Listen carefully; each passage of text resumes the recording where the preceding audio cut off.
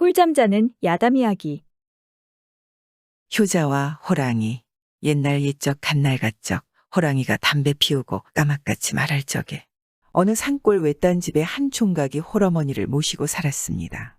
두매산골 외딴 데서 사니까 뭐 마땅히 할 일이나 있나요? 나무 베어다가 숯을 굽고 살았습니다. 숯을 구어장에 내다 팔아서 먹을 것 입을 것을 사다가 어머니를 모셨습니다. 이 총각이 참 효자여서 홀어머니 봉양이 지극했습니다. 늙으신 어머니가 행여 추울세라 시장할세라 온갖 정성 다해서 참 극진히 모셨습니다. 하루는 총각이 숯을 구워서 지게에 짊어지고 장에 갔습니다. 장에 가서 숯을 팔아 어머니 잡수실 고기도 사고 어머니 입으실 옷도 사서 이제 집으로 돌아올 판인데 그날따라 장보기가 더디어서 그만 날이 저물었습니다. 이키 벌써 날이 저물었군. 지금쯤 어머니가 얼마나 기다리실까. 어서 가서 어머니께 고깃국도 끓여드리고 새 옷도 입혀드려야지. 이렇게 생각하고 걸음을 재촉했습니다. 집으로 가자면 큰 고개를 하나 넘어야 하는데 고갯길에 막 접어드니 저만치 앞에서 시퍼런 불이 번쩍하였습니다. 시퍼런 불 2개가 번쩍하는데 가만히 보니 그게 호랑이 눈이었습니다. 호랑이가 본래 밤이 되면 눈에서 불이 난다는 그런 말이 있었습니다. 호랑이란 놈이 눈에 불을 켜고 슬금슬금 다가오는데 총각은 그만 오금이 붙어서 꼼짝을 못했습니다. 하기야 달아난데도 호랑이 걸음을 이길 수 없을 테니 뭐 별 수도 없죠. 그러니 오도 가도 못하고 죽기만 기다릴 판이었습니다. 총각이 정신을 가다듬고 가만히 생각해보니 저 죽는 것보다 늙으신 어머니가 혼자서 어떻게 살아갈지 더 걱정이 되었습니다. 그래서 호랑이한테 사정을 했습니다. 호랑아. 날 잡아먹더라도 조금만 기다렸다가 잡아먹으렴. 집에 계시는 어머니께 아직 인사라도 하게 해다오. 집에 가서 이 고기하고 새 옷을 어머니께 드리고 도로 나올 터이니 그때 날 잡아먹으려무나. 이렇게 빌었더니 슬금슬금 다가오던 호랑이가 그 말을 알아들었는지 갑자기 걸음을 탁 멈추더랍니다. 그러고는 한참 동안 가만히 있더니 다짜고짜 빙글 돌아앉더랍니다. 등을 대고 돌아앉아서는 꼬리로 제 등을 툭툭 치더란 말이죠. 호랑아. 어쩌라고 그러느냐? 내 등에 업히란 말이냐? 그랬더니 호랑이가 고개를 끄덕끄덕하지 뭐예요. 그래서 총각이 호랑이 등에 업혔습니다. 등에 업히니까 호랑이가 어흥하고 한번 크게 울더니 껑충껑충 뛰어서 쏜살같이 고개를 넘어가더랍니다. 그 큰 고개를 눈 깜짝할 사이에 넘어 집 앞에까지 와서 딱 멈추더란 말이죠. 이 호랑이가 내 말을 알아듣고 어머니께 아직 인사하라고 데려왔나 보다. 어쨌거나 고마운 일일세. 이렇게 생각하고 호랑이 등에서 내렸습니다. 집에 들어가 보니 어머니는 그새 호롱불을 켜놓고 아들을 눈이 빠지게 기다리고 있었습니다. 얘야, 오늘은 어찌 이리 늦었느냐? 무슨 일이라도 있었느냐? 장보기가 더디어서 일이 되었습니다. 어머니, 걱정 마시고 잠깐만 기다리세요. 하고는 고깃국을 덥게 끓여서 배불리 먹여드리고 새 옷을 입혀드리고 난 다음에 어머니, 혹시 제가 돌아오지 않더라도 마음 편히 잡수시고 내일 날이 밝는 대로 고개 넘어 친척 집으로 가십시오. 거기 가시면 굶는 일은 없을 것입니다. 하고는 도로 밖으로 나왔습니다. 약속대로 호랑이한테 잡아먹히려고 말이죠. 그런데 집 앞에 나와보니 호랑이가 온데간데 없었습니다. 저를 잡아먹으려고 기다릴 줄 알았는데 말이에요. 그래서 총각은 목숨을 건졌습니다. 그러고 나서 며칠이 지나 또 숯을 팔러 장에 갔습니다.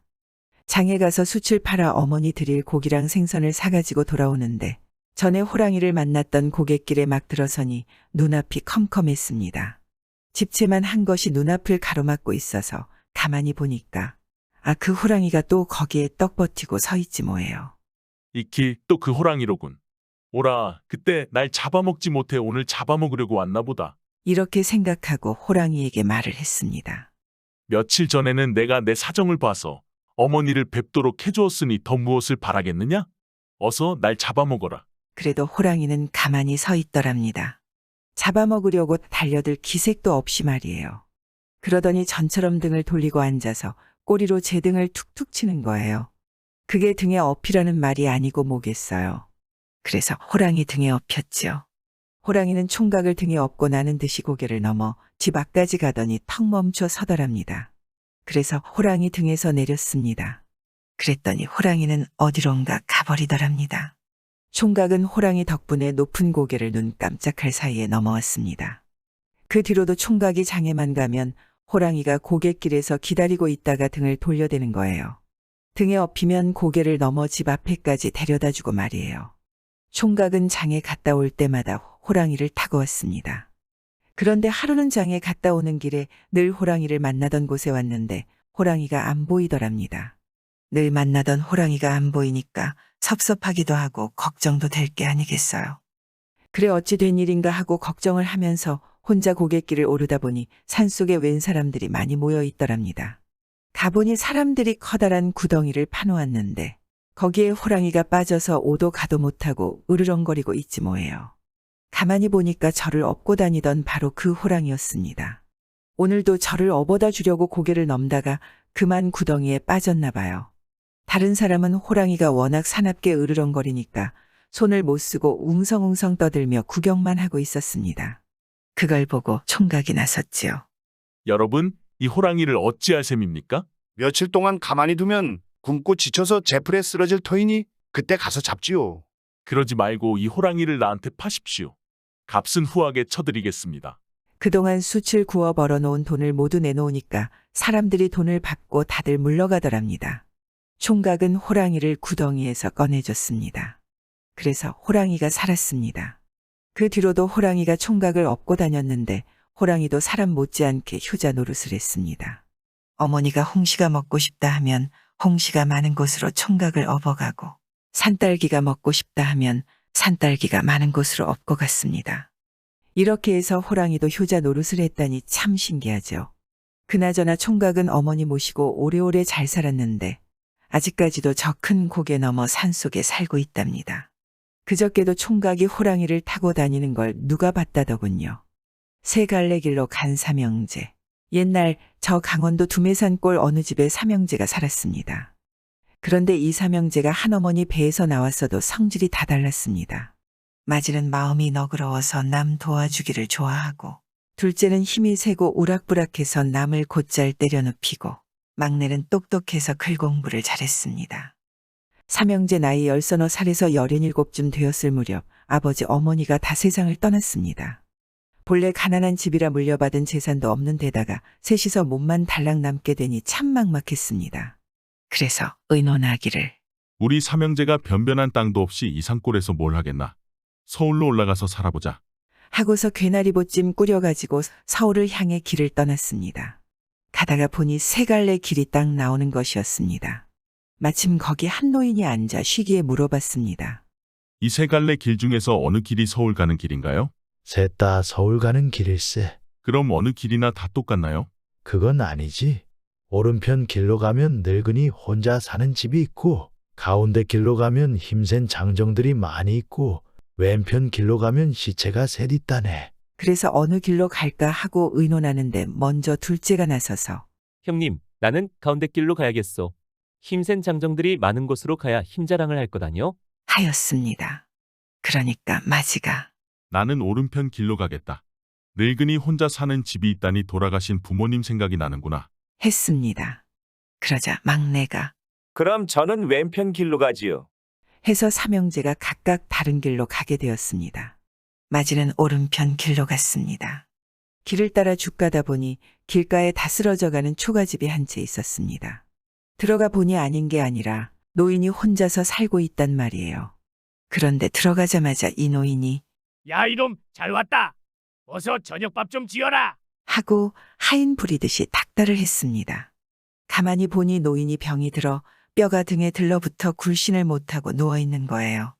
처음 보는 노인이 다짜고짜 밥 지어내라고 소리를 질러 어안이 벙벙하지만 병들어 꼼짝 못하는 사람을 그냥 두고 갈 수 있나요? 부엌에 들어가 밥 한 상 잘 지어다가 먹였습니다. 노인이 저녁밥을 잘 먹고 나더니 예 이놈 팔다리 좀 주물러라. 해서 팔다리도 시원하게 주물러줬습니다. 그날 하룻밤을 자고 나서 이튿날 아침에 나서려는데 발이 안 떨어졌습니다. 엉금엉금 기다시피 하는 노인을 혼자 두고 가려니 차마 못 그러겠단 말이에요. 그래서 하루 더 눌러앉아 노인네 병구안을 했습니다. 그 이튿날도 차마 못 가고 그 다음 날도 또 그러고 이러다 보니 그만 그 집에서 아주 살게 되었습니다. 노인을 아버지처럼 모시고 사는 거죠. 날마다 나무하고 농사 짓고 더러장도 보고 집안일도 꾸려가면서 늙은이 병고안을 했습니다. 밥지어 봉양하고 팔다리 주물러주고 약초도 다려 먹이고 더러업고 나가 바람도 쏘이고 이렇게 친자식도 못할 효자 노릇을 했습니다. 그렇게 한 3년 지났는데 하루는 노인이 마지를 머리맡에 불러 앉히고서 하는 말이 내가 본래 방금 부자야. 젊어서 장사하고 돈놀이하면서 난 못할 짓도 많이 했어. 그러다 보니 인심 잃고 친구 잃고 식구까지 잃어서 외톨이가 되어서 이런 외딴 데 처박혀 살게 됐지. 다 돈 때문에 이 지경이 됐으니 돈이 원수 아닌가? 그래서 방금 돈을 궤에 넣어서 땅에 묻고 다시는 안 꺼내리라 했는데 내가 죽을 때가 됐으니 너한테 안 물려줄 수가 없다. 내 죽거든 뒷간 밑에 묻어놓은 돈꾀를 파내어서 가지고 가거라. 아, 이런단 말이거든요. 그러고 나서 곧 죽었단 말이에요. 노인이 죽은 뒤에 뒷간 밑을 파보니 돈괴가 나오는데 돈이 정말 만금이나 들었더래요. 노인 장례를 후이 치르고 나서 돈만금을 싸들고 서울로 올라갔습니다. 돈을 그만큼 들고 갔으니 부자 중에도 상부자 아닌가요? 서울 가서 부자가 돼서 잘 사는 거예요. 둘째는 가운데 길로 갔습니다. 가다 보니 날이 저물었는데 마침 길가에 주막이 하나 있었습니다. 오늘 밤은 저기서 묵으리라 하고 주막에 들어갔습니다. 그런데 주막에 웬 우락부락한 장정들이 그득한 거예요. 칼찬 놈도 있고 몽둥이 찬 놈도 있고 뭐 별의별 놈이 다 있었습니다. 그러거나 말거나 곱게 잠이나 잤으면 별일이 있었겠나요. 둘째가 본래 싸움하고 남 두들기기 좋아하는 놈이니 별것도 아닌 걸 가지고 시비를 건단 말이에요. 방에 들어가니 먼저 온 장정들이 앉기도 하고 눕기도 했는데 이놈들, 손님이 왔으면 인사를 해야지. 그렇게 멀뚱거리고만 있느냐. 하고 시비를 거니까 그 우락부락한 놈들이 고분고분하겠어요. 뭐 이런 놈이 다 있느냐면서 칼이고 몽둥이고 닥치는 대로 빼들고 달려들었습니다. 이래서 큰 싸움이 벌어졌죠. 한창 싸우고 있는데 갑자기 어디서 키가 8대 장승 같은 놈이 나타나서는 모두들 그만둬라.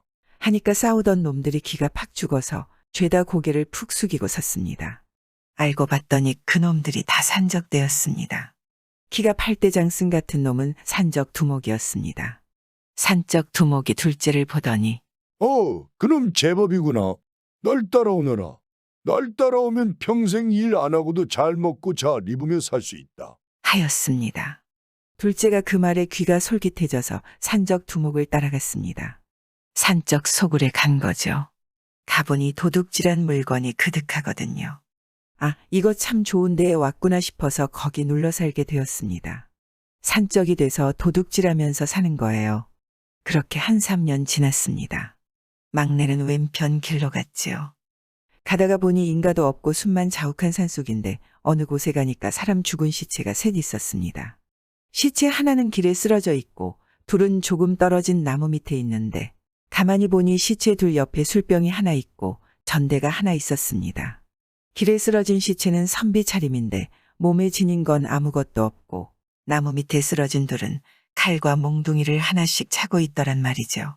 막내가 시체 옆에서 어물쩍거리고 있으니 갑자기 사람들이 우르르 몰려와서 막내한테 오라를 지워서는 시체와 함께 어디론가 끌고 갔습니다.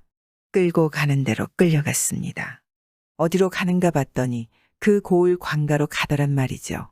사또 분부대로 산에 있는 시체를 옮겨왔습니다. 살아있는 사람은 또 뭔가? 예, 시체 옆에서 어정거리기에 수상해서 잡아왔습니다.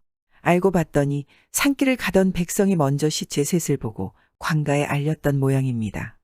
광가에서는 범인을 잡는다고 사령들을 시켜 시체와 물건을 동원으로 옮겨오라고 했는데 그때 막내가 거기 있었으니 까딱하다가는 누명을 쓰게 됐지 뭐예요. 그런데 원님은 아무리 생각해도 연유를 모르겠는지 골똘히 생각에 잠겨 고개만 갸웃갸웃하고 있더랍니다. 한 사람은 칼에 찔려 죽고, 한 사람은 몽둥이에 맞아 죽고, 한 사람은 독을 마시고 죽었는데 전대는 그대로 있고 술병에는 술이 반쯤 남았으니 이게 대체 어찌 된 일이냐? 그때 막내가 오라를 진 채로 나서서 사또, 제가 연유를 밝혀보아도 되겠습니까? 했습니다.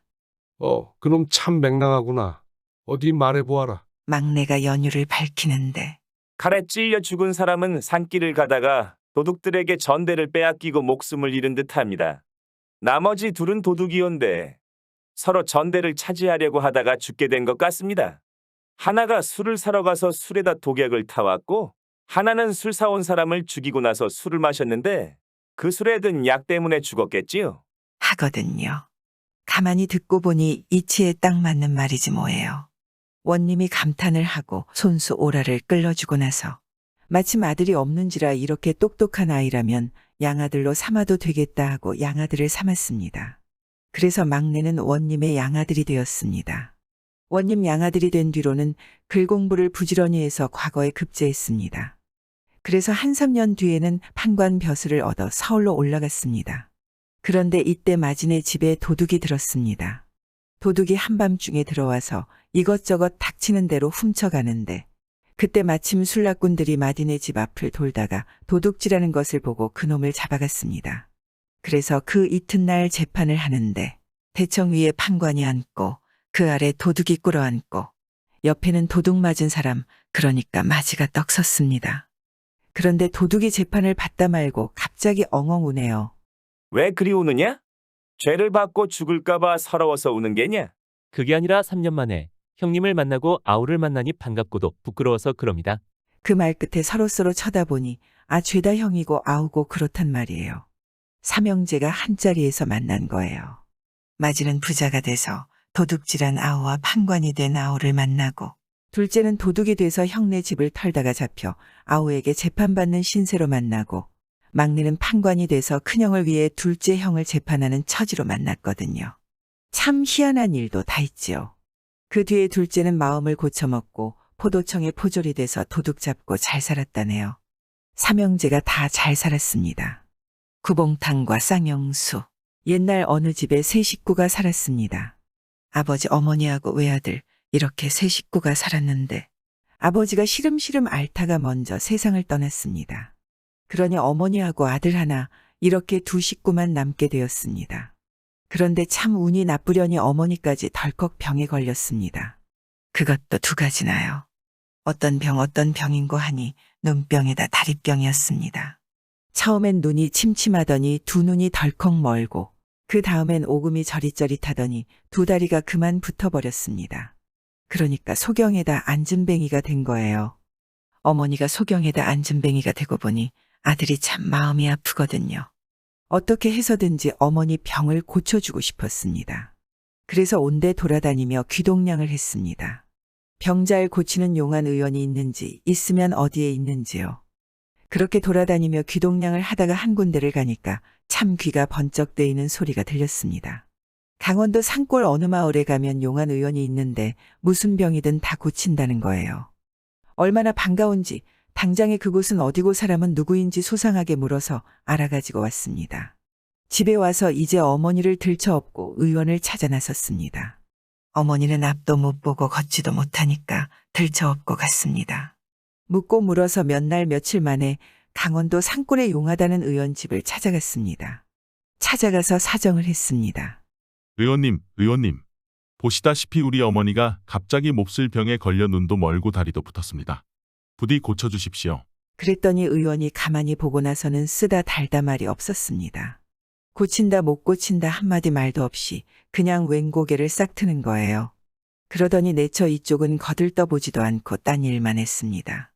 남들은 오면 맥도 짚고 약도 주고 하면서 이쪽은 하루 종일 기다려도 눈길 한 번 안 줬습니다. 그래서 아들이 그만 화가 났습니다. 저 의원이 우리 행색이 초라하다고 괄시를 하나 보다. 에이, 그러면 안 보이고 말지. 하고는 어머니를 들쳐업고 그 집을 나왔습니다. 나와서는 터덜터덜 집으로 돌아갔습니다. 가다가 고개 하나를 넘게 됐는데 넘다 보니 무척 힘이 드는 거예요. 어머니 없고 먼 길 걷느라고 다리도 아프고 땀도 나고 그러는 판이거든요. 그래서 고갯마루에 앉아 잠깐 쉬었습니다. 쉬다 보니 어머니가 배가 고프다네요. 아이고, 얘야, 배고파 죽겠구나. 뭐라도 한 입 먹었으면 원이 없겠다. 그래서 아들이 먹을 것을 구하러 나섰습니다. 한참 돌아다니다 보니 숲속에서 웬 까투리 한 마리가 꺼병이 여러 마리를 데리고 지나가더랍니다. 꺼병이가 모두 9마리인데 그중 끄트머리에 따라가던 한 마리가 어찌된 일인지 비틀비틀하다가 그만 쓰러져 죽어버렸습니다. 절로 죽은 날짐승이라 좀 꺼림칙하긴 했지만 달리 구할 것도 없어서 그걸 주워 들고 왔습니다. 와서는 고았습니다. 솥이 있어 뭐가 있어요. 그냥 우묵한 돌 하나 받치고 물 붓고 나뭇가지 주워 모아 불을 지펴고 왔습니다. 푹 고아서 어머니께 드렸습니다. 아, 그런데 어머니가 그걸 먹고는 아이고 얘야, 이게 웬일이냐? 내 눈이 보인다 하는데 가만히 보니까 정말로 어머니 눈이 환하게 떠졌습니다. 참 신기한 일이죠. 아들은 좋아라 하며 어머니를 또 들쳐업고 갔습니다. 눈은 밝아졌지만 다리는 아직 안 떨어졌으니 업고 가야지 어째요. 그렇게 어머니를 업고 가다가 또 고개 하나를 넘게 되었습니다. 고개를 넘다 보니 또 다리도 아프고 땀도 나고 해서 고갯마루에 앉아 잠깐 쉬었습니다. 쉬다 보니 어머니가 목이 마르다네요. 아이고 얘야, 목말라 죽겠구나. 물 한 모금만 마셨으면 원이 없겠다. 그래서 아들이 물을 구하러 갔습니다. 산속 여기저기 헤매면서 샘을 찾는데 아무리 찾아도 없었습니다. 도무지 물이라고는 한 방울도 구경을 할 수가 없었습니다. 낙심을 하고 돌아오다 보니 마침 바위 밑에 무엇이 하얗고 둥구스름한 게 있었습니다. 가까이 가보니 해골바가지인데 그 속에 물이 조금 고여 있었습니다. 그런데 그 물 속에 커다란 지렁이 2마리가 들어있지 뭐예요. 해골바가지만 해도 그런데 지렁이까지 들었으니 꺼림칙하기 짝이 없죠. 그래도 어떡해요. 달리 물을 구할 길도 없고 해서 그걸 나뭇잎에 떠가지고 가서 어머니께 드렸습니다. 아, 그런데 어머니가 그 물을 마시고는 아이고 얘야, 이게 웬일이냐? 내 다리가 떨어졌다 하는데 가만히 보니까 정말로 어머니 다리가 뚝 떨어졌습니다. 걸을 수 있게 된 거예요. 그 얼마나 신기해요. 이제 어머니 병을 다 고쳤으니 걱정 없죠. 눈도 밝아졌겠다. 다리도 떨어졌겠다. 걱정할 게 뭐예요. 둘이서 춤을 추며 걸어갔습니다. 걸어서 집에 다 갔습니다. 집에 가서 아들이 그날부터 글 공부를 부지런히 했습니다. 3년 동안 글 공부를 해서 과거를 봤는데 턱하니 붙었습니다. 그래서 원님이 돼서 강원도에 갔습니다. 강원도의 원님이 돼 가서는 곧바로 사령들을 시켜 그때 그 의원을 잡아오라 했습니다. 어느 산골에 가면 용하다는 의원이 있을 것인즉 두말 말고 잡아오너라. 그래서 의원이 잡혀왔습니다. 잡아다 놓고 문초를 했습니다. 당신은 3년 전 찾아온 소경 안진뱅이 어머니와 아들을 기억하는가? 예, 기억합니다. 그때 왜 그 사람들을 하루 종일 거들떠도 안 보았는가? 사람을 그리 괄시하고서야 어찌 인수를 베푼다 하겠는가? 서리빨 같이 호령을 하니 그 의원이 대답하기를 그땐 그럴 만한 사정이 있어서 그랬습니다. 이러거든요. 사정이라니 어떤 사정? 그 눈병에는 구봉탕을 먹어야 낫고 그 다리병에는 쌍용수를 먹어야 낫는데 둘 다 인간 세상에서는 구할 수가 없는 약이어서 그랬습니다. 인간 세상에서 구할 수 없다니. 구봉탕이란 봉황 9마리 가운데 막내 1마리를 고아 만든 약이고 쌍용수란 백록담에 2마리 용이 놀 때 뜬 물을 일컫는데 그것을 어찌 인간 세상에서 구하겠습니까? 구할 수 없는 약을 가르쳐 주느니 차라리 모르는 척하는 게 나을 것 같아서 말을 안 한 것입니다. 의원 말을 듣고서 가만히 생각해 보니 참 그럴싸하더랍니다. 그때 고개를 넘다가 꺼병이 9마리 중 끄트머리 1마리가 죽어서 그걸 고았으니 봉황 9마리 가운데 막내 1마리를 곤 거나 다름없고 또 그 다음 고개에서는 해골바가지에 지렁이 2마리가 들어있는 물을 떴으니 백록담에 2마리 용이 놀 때 뜬 물이나 다름없단 말이죠. 그게 바로 구봉탕과 쌍용수였던 게죠. 그래서 듣고 보니 당신 말이 맞구려. 내 운이 좋아 어머니 병을 고쳤던 게요. 하고는 그 의원을 잘 대접해서 보냈습니다. 생각할수록 참 신통한 일이지 뭐예요. 개똥떡과 조이삭. 옛날에 한 농사꾼이 살았는데 가난했습니다.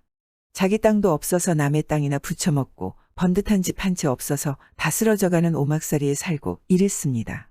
그러다 보니 허구한 날 가난을 못 면했습니다. 아무리 부지런히 일을 해도 굶느니 먹느니 하는 지경이었습니다. 한 번은 이 사람이 길을 가다가 녹슨 말편자 하나를 주었습니다. 준 편자 버릴까? 낫이나 버리자. 하고 그걸 대장간에 가져가서 낫을 버렸습니다. 그러고 나니 새 낫이 하나 생겼거든요. 버린 낫 버릴까? 버들이나 베자. 하고 그 낫으로 버들가지를 베었습니다. 그러고 나니 부들부들한 버들가지가 많이 생겼거든요. 벤 버들 버릴까? 삼택이나 엮자. 하고 버들가지로 삼태기를 엮었습니다. 그러고 나니 큰 버들 삼태기가 하나 생겼습니다. 엮은 삼택이 버릴까? 개똥이나 주워보자. 하고 온 동네 다니면서 개똥을 많이 주워 삼태기에 담았습니다. 그러고 보니 개똥이 삼태기에 하나 가득 생겼습니다. 죽은 개똥 버릴까? 떡이나 만들자. 하고 그 개똥으로 떡을 만들었습니다. 말리고 부숴서 물 붓고 반죽해서 솥에 넣고 쪘습니다. 가난하니까 쌀이 있나? 팥이 있나요? 쌀이 있어야 쌀가루를 만들고 팥이 있어야 팥고물을 만들죠. 아무것도 없으니까 그냥 개똥으로 떡을 빚어 솥에 넣고 찐 거예요. 그러니까 개똥떡이 되었습니다. 그 개똥떡을 온 동네 집집마다 하나씩 돌렸습니다. 그동안 가난해서 남의 집에 떡 하나 못 돌리고 신세만 지고 살았거든요. 그래 그 보답을 하느라고 집집마다 빠짐없이 다 돌렸습니다. 그래 놓으니 온 동네에 난리가 났습니다. 집집마다 할아버지 할머니가 먼저 개똥떡 한 입 베어 물고는 이게 그 떡 냄새 한번 고약하다. 하고 퇴퇴 뱉고 내던졌습니다. 그러면 그걸 아버지 어머니가 주워서 한 입 베어 물고는 에그, 이 떡 냄새 한번 요상하다. 하고 퇴퇴 뱉고 내던졌습니다. 그러면 그걸 아이들이 주워서 한 입 베어 물고는 아유, 요 떡 냄새 한번 구리구나. 하고 퇴퇴 뱉고 내던지는 거예요. 이렇게 집집마다 개똥떡을 내던져 놓으니 온 동네 살인문 밖에 개똥떡이 수북했습니다. 그걸 보고 개똥떡 만든 농사꾼이 온 동네를 돌아다니며 먹다 버린 개똥떡을 다 주워 모았습니다. 다 주워 모아서 삼태기에 담아다가 자기 집 마당에 수북하게 쌓았습니다. 그러고 나서 그 개똥 무더기에다 좁쌀 하나를 심었습니다. 가난한 탓의 뒤주에 남은 곡식이라고는 좁쌀 한 알뿐이어서 그걸 심었습니다. 그랬더니 한참 뒤에 거기서 조안 포기가 나오더랍니다. 조안 포기가 나와서 쑥쑥 자라는데 어찌나 잘 자라는지 하루 만에 정강이까지 자라고 이틀 만에 배꼽까지 자라고 사흘 만에 어깨까지 자라더니 이래가 지나니까 동구나무만 하게 자랐습니다. 그 동구나무만한 조나무에 조이삭이 딱 하나만 달렸습니다. 그런데 그 이삭이 얼마나 큰지 홍두깨만 하더랍니다. 사람이 들어도 한 짐, 매도 한 짐, 저도 한 짐이에요. 이걸 어떻게 한다? 옳지, 임금님께 바쳐야겠다. 하고 농사꾼이 그걸 메고 집을 떠나 서울로 갔습니다. 서울 가는 길에 고개를 하나 넘다가 다리가 아파 고갯마루에서 쉬었습니다. 쉬다가 그만 선잠이 깜박 들었습니다. 깜박 자고 일어나 보니 그새 옆에 둔 조 이삭이 허전해졌습니다. 나달은 다 떨어지고 빈 쭉정이만 남았단 말이에요. 가만히 보니 참새떼가 날아와서 조나달을 다 쪼아먹은 거예요. 이놈의 참새들, 내 조를 내놓아라. 하고 참새들을 쫓아갔습니다. 쫓아가면 참새들은 포르르 날아 이 나무까지에 앉고 또 쫓아가면 포르르 날아 저 나무까지에 앉고 그러면 또 따라갔습니다. 따라가면 참새들은 포르르 날아 이 바위 위에 앉고 또 따라가면 포르르 날아 저 바위 위에 앉고 그렇게 자꾸 참새들을 따라가다 보니 날이 저물었습니다. 산속에서 날이 저물어 잘 곳을 찾는데 마침 길가에 다 쓰러져가는 오막살이 초가집이 한 채 있었습니다. 옳지, 오늘은 여기서 자고 가야겠다. 하고 그 집에 들어갔습니다. 들어가 보니 빈집이어서 그냥 들어 누워 잤습니다. 막 잠이 들려는데 밖에서 우지끈 뚝딱 요란한 소리가 나더니 무엇이 잔뜩 몰려왔습니다. 얼른 일어나 벽장에 들어가 숨었습니다. 숨어서 벽장 문틈으로 가만히 내다보니 그것들이 죄다 도깨비들이었습니다. 털복숭이 도깨비들이 큰 놈, 작은 놈, 뚱뚱한 놈, 여윈 놈 할 것 없이 여러 마리 몰려 들어와서는 저희들끼리 판을 벌이고 놀았습니다. 춤추고 노래하고 먹고 장난하고 한참 놀더니 얘기판이 벌어졌습니다.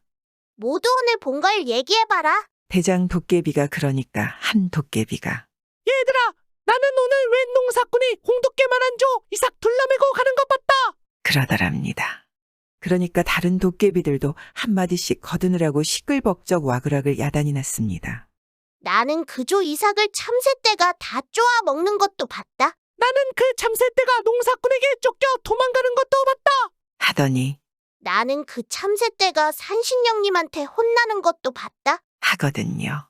그래서 남이서 농사 지은 걸 훔쳐먹었다고 산신령님이 참새 종아리를 때리면서 먹은 걸 다 개워내라고 하더라.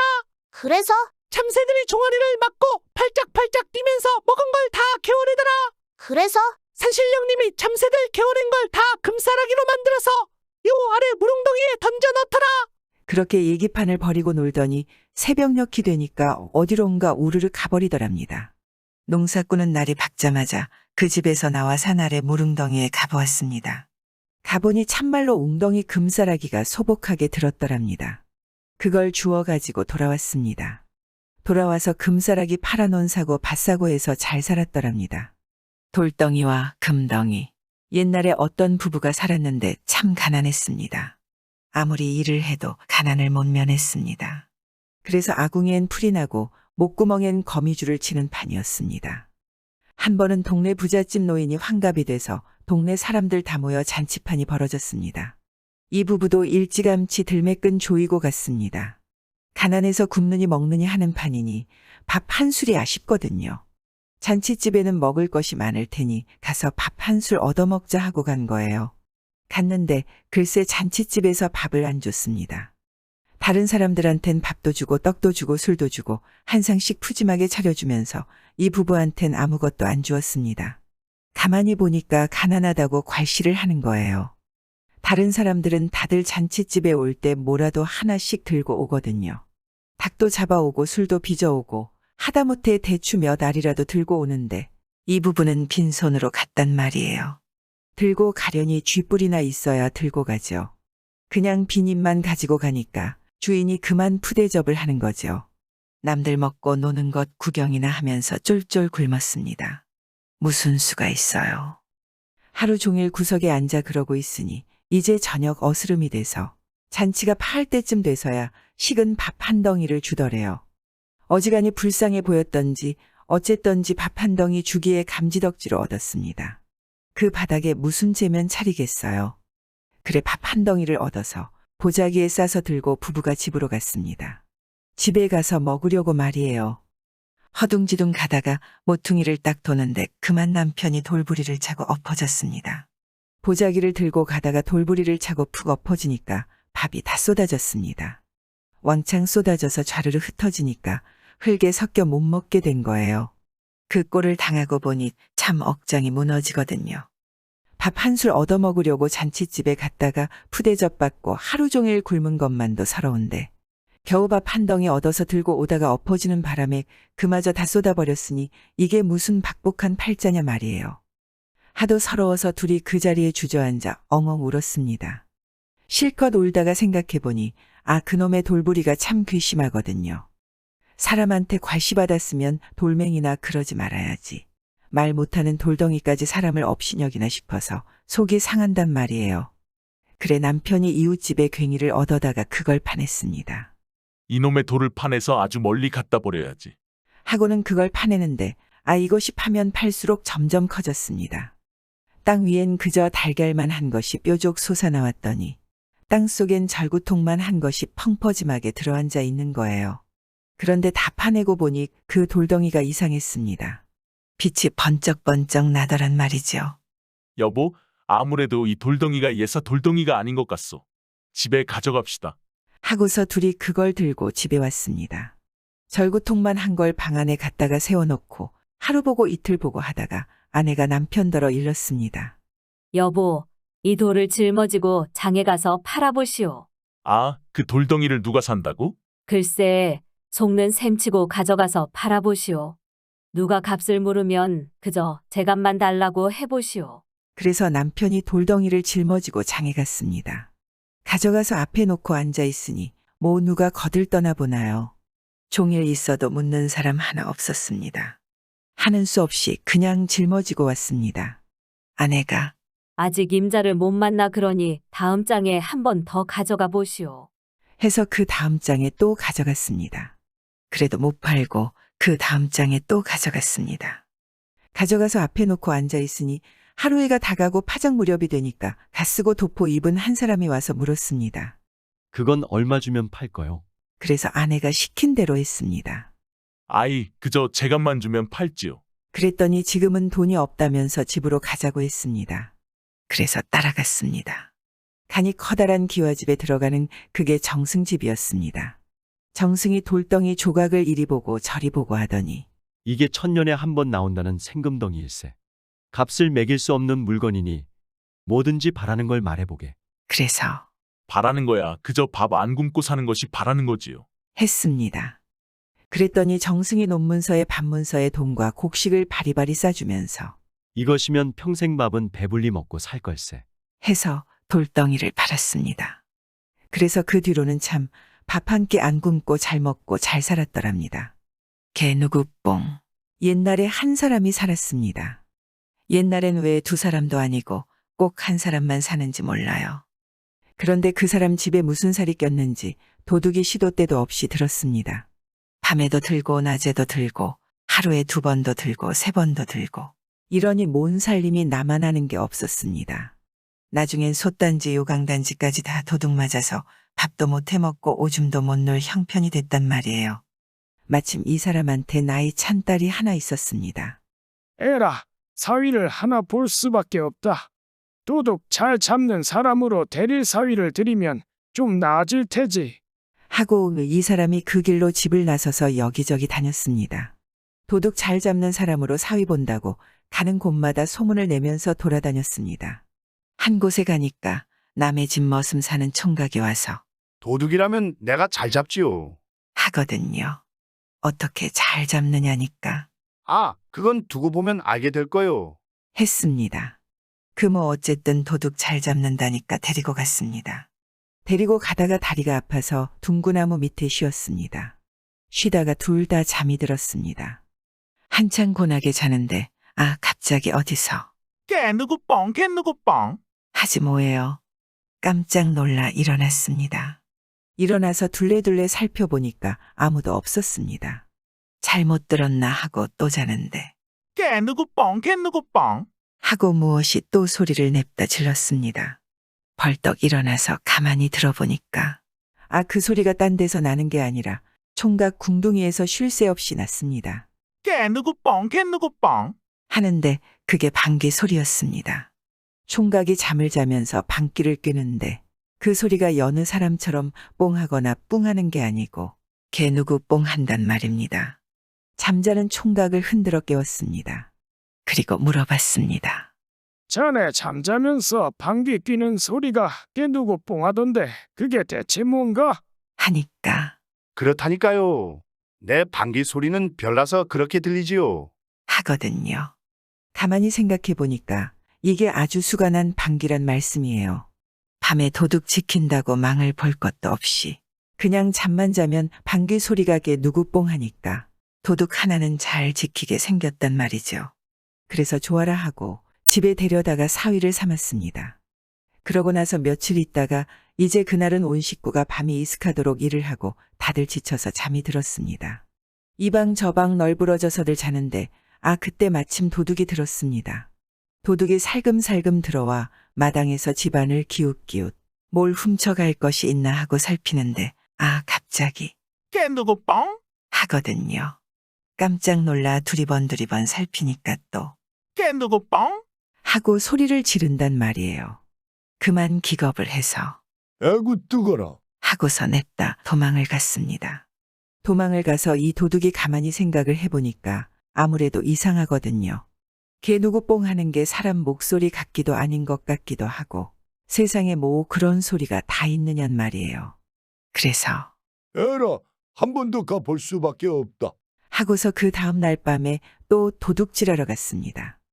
살금살금 들어가서 이번엔 마당을 가로질러 집 안으로 숨어 들어가 기웃기웃하는데 또 무엇이 개누구뽕 개누구뽕 하고 소리를 지르네요. 도둑이 깜짝 놀랐다가 마음을 가라앉히고 소리 나는 곳으로 살금살금 가봤습니다. 가보니까 참 젊은 사내가 하나 자는데 호짬방이 하나 입고 자는데 그 궁둥이에서 소리가 난단 말이에요. 쳇 방귀 소리잖아. 괜히 놀랐구나 하고 도둑질을 하려는데 그놈에게 누구 뽕 소리가 자꾸 들려서 귀에 몹시 거슬리지 뭐예요. 에이 저놈의 소리 좀 어떻게 해야겠다. 마당에 나가 동글동글한 돌멩이 하나를 주워 들고 들어왔습니다. 들어와서 그 돌멩이로 사위 똥구멍을 틀어막았습니다. 아주 단단히 틀어막았습니다. 그렇게 해놓으니까 이제 조용해졌습니다. 옳지, 이제 됐다. 그놈에게 누구 뽕소리가 안 들리니까 살 것 같거든요. 마음 놓고 도둑질을 했습니다. 도둑이 도둑질을 다해서 이제 훔친 물건을 짊어지고 나가는 판이었습니다. 문지방을 딱 넘는데 갑자기 깨누고 뻥 하고 천둥치는 소리가 나면서 무엇이 이맛배기를 딱 치거든요. 오랜만에 참았던 방귀가 터져나오니까 그 똥구멍 막아놨던 돌멩이가 쑥 빠지면서 이마를 때린 거죠. 그래서 도둑은 그 자리에 자빠져 그만 기절을 해버렸습니다. 그 바람에 꼼짝없이 잡혔죠. 그 다음부터는 그 집에 도둑이 안 들더랍니다. 또 들었다가 무슨 봉변을 당하려고요. 도깨비 시름. 옛날에 한 할아버지가 살았는데 가난했습니다. 가난해서 돈 구경 못 해본 지 오래였습니다.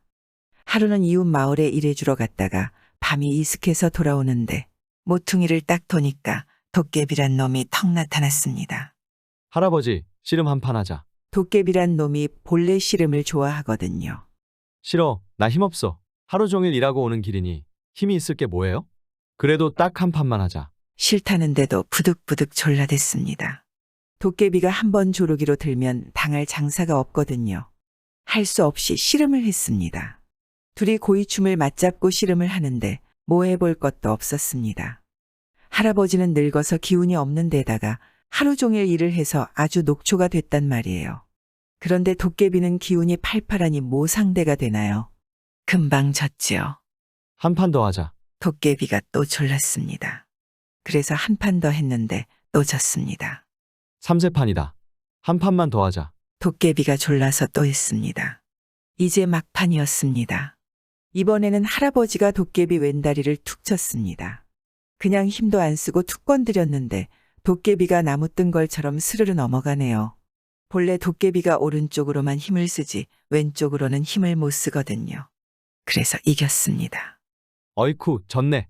예쏘, 씨름 갑시오. 씨름 3판을 하고 나서 도깨비가 돈을 성냥 줬습니다. 가난한 살림에 돈 성냥이 어디겠어요. 그걸 받아가지고 와서 그 이튿날 쌀 사고 고기 사고 해서 잘 먹었습니다. 이웃에 사는 욕심쟁이 할아버지가 지나다가 구수한 밥 냄새 고기 냄새를 맡았습니다. 아니, 가난뱅이 주제에 웬 쌀밥이고 고긴가? 가난한 할아버지가 어제 있었던 일을 다 말해줬습니다. 도깨비 만나서 씨름 3판 하고 돈 성냥 얻은 얘기를 다 했습니다. 욕심쟁이 할아버지가 그 소리를 듣고 가만히 있겠어요. 그날 밤에 당장 도깨비 나오는 모퉁이로 갔습니다.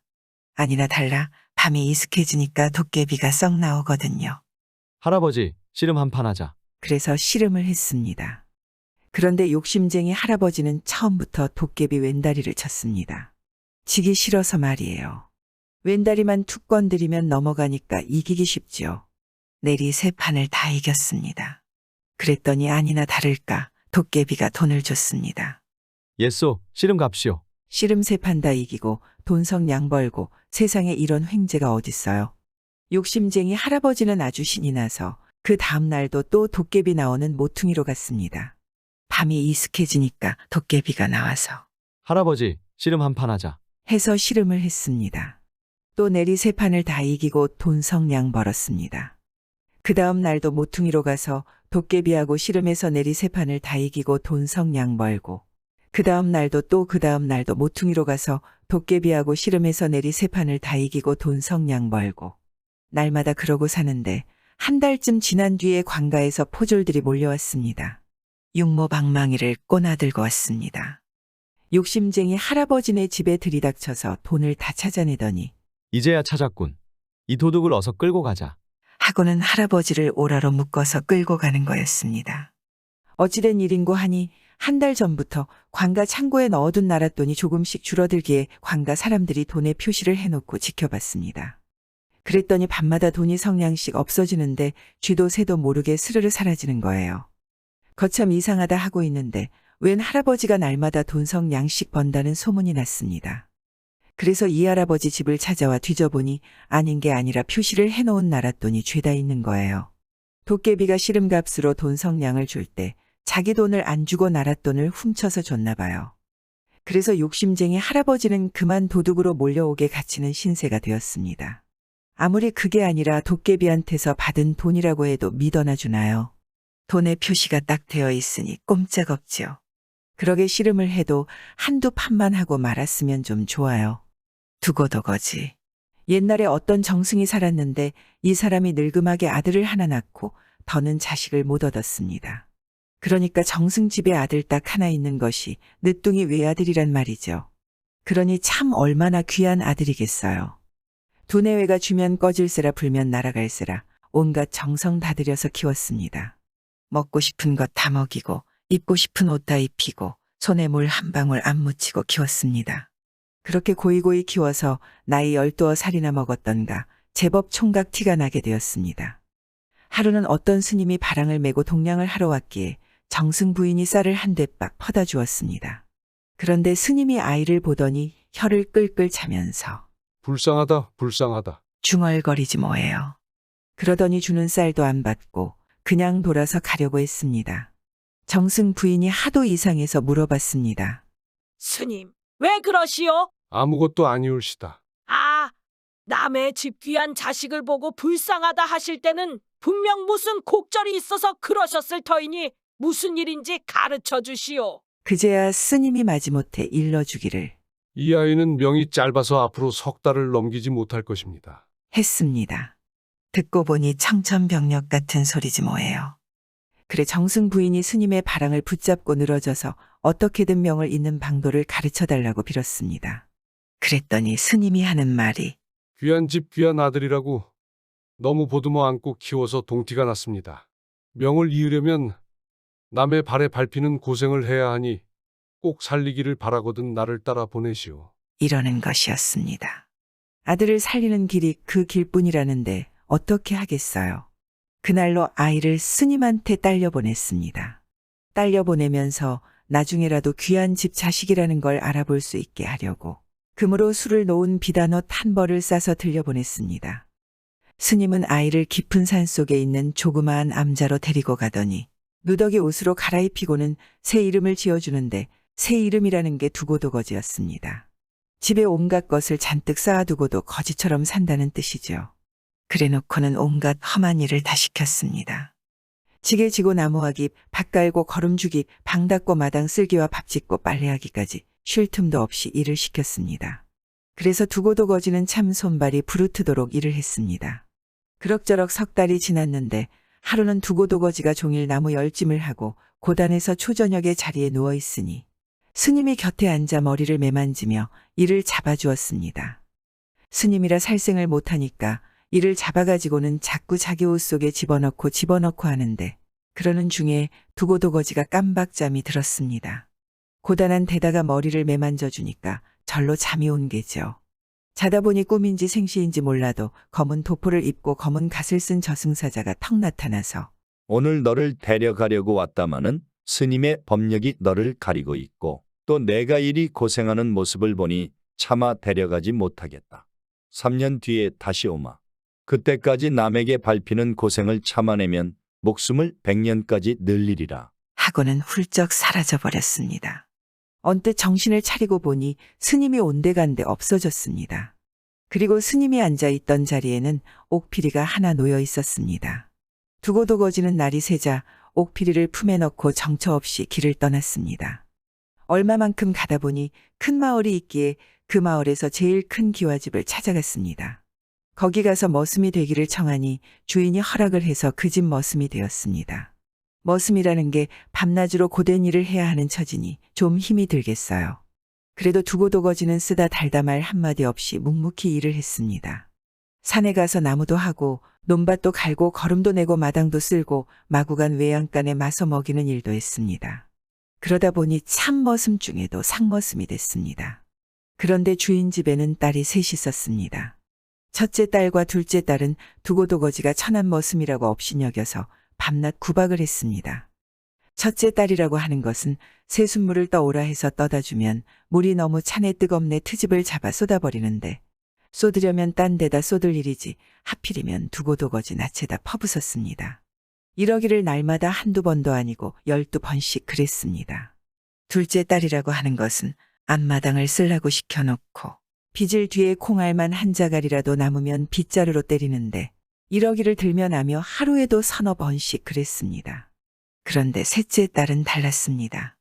두고도거지 옷이 헤어지면 언니들 몰래 기워 입히고, 두고도거지 머리가 북두갈고리처럼 헝클어지면 찬빗으로 곱게 빗어주고, 어쩌다가 잔칫집에 갔다 오면 고기야 떡이야 싸가지고 와서 몰래 먹이고, 이렇게 잘해주었습니다. 그럭저럭 3년이 지났는데 하루는 이웃 마을 장잔의 환갑날이 되어서 온 식구가 잔칫집에 가게 되었습니다. 집안 어른들이 먼저 잔칫집에 가고 그 다음으로 딸들이 나서는데, 먼저 첫째 딸이 나와서 말을 대령하라고 소리를 쳤습니다. 두고도거지가 마구간에 가서 말 한 피를 내어와서 첫째 딸 앞에 대령하였습니다. 그랬더니 첫째 딸하는 말이, 이놈아, 이 높은 말을 어떻게 타라고 그러고 섰느냐? 어서 말 아래 엎드려라. 그래서 두고도거지가 말 아래에 네 발로 엎드렸습니다. 첫째 딸은 두고도거지 등을 밟고 올라서서 말을 타고 갔습니다. 그 다음에 둘째 딸이 말을 대령하라고 소리치기에 또 말을 끌어다 놨습니다. 둘째 딸도 두고도거지더러 엎드리라 하고서 등을 밟고 말을 타고 갔습니다. 셋째 딸이 나오기에 두고도거지가 또 말 아래에 엎드리려고 했습니다. 그랬더니 셋째 딸은 두고도거지를 부축해 일으키고는, 나는 걸어서 갈 터이니 이따가 틈을 타서 이 말을 타고 와요. 내 맛있는 음식을 많이 감춰놓을 테니? 하고서 갔습니다. 온 식구가 다 잔칫집에 가고 나니 집안에는 두고도거지 혼자 남게 되었습니다. 두고도거지는 맑은 물에 세수하고 동백기름으로 머리를 빗고 나서 여태 깊이 감추어뒀던 옷보자기를 끌렀습니다. 거기에 뭐가 들어있나요? 금으로 술을 놓은 비단옷이 들어있었습니다. 비단옷을 떨쳐 입고 옥피리를 들고 셋째 딸이 두고 간 말을 탔습니다. 그렇게 차리고 나서 옥피리를 불면서 잔칫집에 갔습니다. 잔칫집에 당도하니 장잔의 집사람들이 하늘에서 내려온 신선이라고 허리를 굽혀 절을 하고 좋은 자리에 앉히고서 만난 음식을 대접하였습니다. 다른 사람들도 하늘에서 내려온 신선을 한 번이라도 더 보려고 구름같이 몰려들어 웅성웅성 참 야단법석이 났습니다. 그런데 셋째 딸은 눈썰미가 야무졌던지 아무래도 어디서 많이 보던 얼굴이라 제가 맨댕기 끝을 잘라가지고 두고도거지 곁에 살짝 다가갔습니다. 그러고는 술을 따르는 척하면서 댕기 조각을 두고도거지 뒷머리에 묶어놨습니다. 두고도거지는 잔칫집에서 옥피리를 불며 잘 놀다가 남들보다 미리 집으로 돌아왔습니다.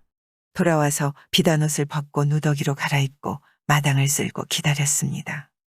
한참 뒤에 딸들이 돌아와서 첫째 딸, 둘째 딸은 잔칫집에 가서 신선 만난 이야기를 하느라 입에 침이 튀는데 셋째 딸은 아무 말이 없었습니다. 그러다가 다른 식구들이 안 볼 때 가만히 두고도거지를 불러놓고, 비단옷은 어디서 났으며 옥피리는 어디서 났어요? 어서 바른 대로 말해봐요. 하고 물었습니다. 두고도거지가 시치미를 딱 대고 모르는 척하니까 뒷머리에서 댕기 조각을 끌러가지고 제 댕기와 맞춰보는데 맞춰보니 딱 맞았습니다.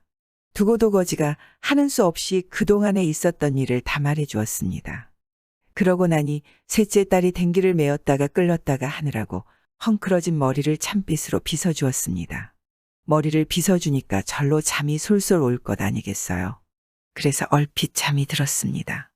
자다 보니 꿈인지 생시인지 몰라도 3년 전에 보았던 저승사자가 나타나서 3년 늘린 내 수명도 오늘로 다 되었다마는 그동안 남에게 밟히는 고생을 참아냈으니 약속한 대로 너를 데려가지 않겠다.